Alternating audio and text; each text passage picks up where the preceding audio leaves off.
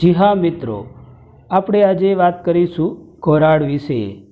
The great Indian bastard ઘોરાડ ભારતનું સૌથી અતિ દુર્લભ પક્ષી ઘોરાડ અને વિનાશ થવાની કંગાર પર આવી પહોંચેલ, જેને અંગ્રેજીમાં ગ્રેટ ઇન્ડિયન બસ્ટર્ડના નામે ઓળખવામાં આવે છે.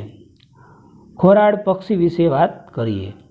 ઘોરાડ પક્ષીઓને international union for conservation of nature સંસ્થા દ્વારા ગંભીર રીતે જોખમમાં મુકાયેલી પ્રજાતિ છે.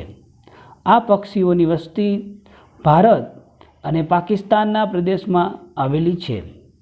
ભારતમાં ઘોરાડનું અસ્તિત્વ ગુજરાત, રાજસ્થાન અને મહારાષ્ટ્ર વગેરે રાજ્યોમાં છે. ઘોરાડ એ સૌથી ભારે ઉડતા પક્ષીઓમાંથી એક માનવામાં આવે છે. આ પક્ષીઓ સામાન્ય રીતે સવાર અથવા સાંજના કલાકોમાં સક્રિય હોય છે. International union for conservation of nature દ્વારા કરવામાં આવેલા સંશોધનો અનુસાર ઘોરાડની સંખ્યા 50થી 240 હોવાનો અંદાજ છે.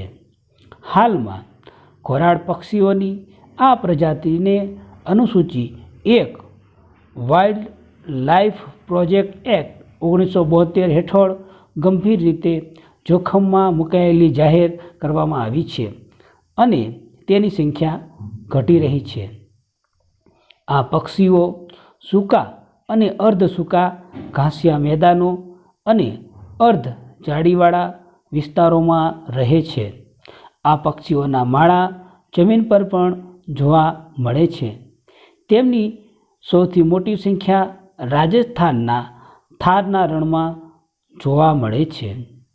ઘોરાડ પક્ષીઓ સમૂહમાં રહેવાનું વધારે પસંદ કરે છે.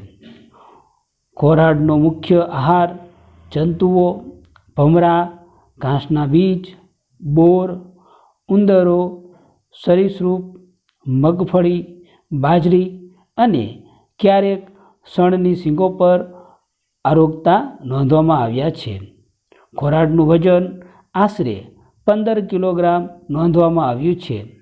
માદા કરતાં નર પક્ષીનું કદ અને વજન સામાન્યત પ્રમાણમાં થોડું વધારે હોય છે. તો મિત્રો, આ ઘોરાડ પક્ષીને બચાવવા અને પર્યાવરણનું સંરક્ષણ કરવા માટે આપણે ખૂબ જ પ્રયત્નો કરવા જોઈએ. શક્ય એટલા પ્રયત્નો કરવા જોઈએ, જેથી આવી નામનેશ થવાને આરે પ્રજાતિને આપણે બચાવી શકીએ અને ભવિષ્યમાં આપણા બાળકો પણ આ પ્રજાતિ જે છે એને જોઈ શકે અને પર્યાવરણની કડી જળવાઈ રહે, આહાર ઝાડ જળવાઈ રહે.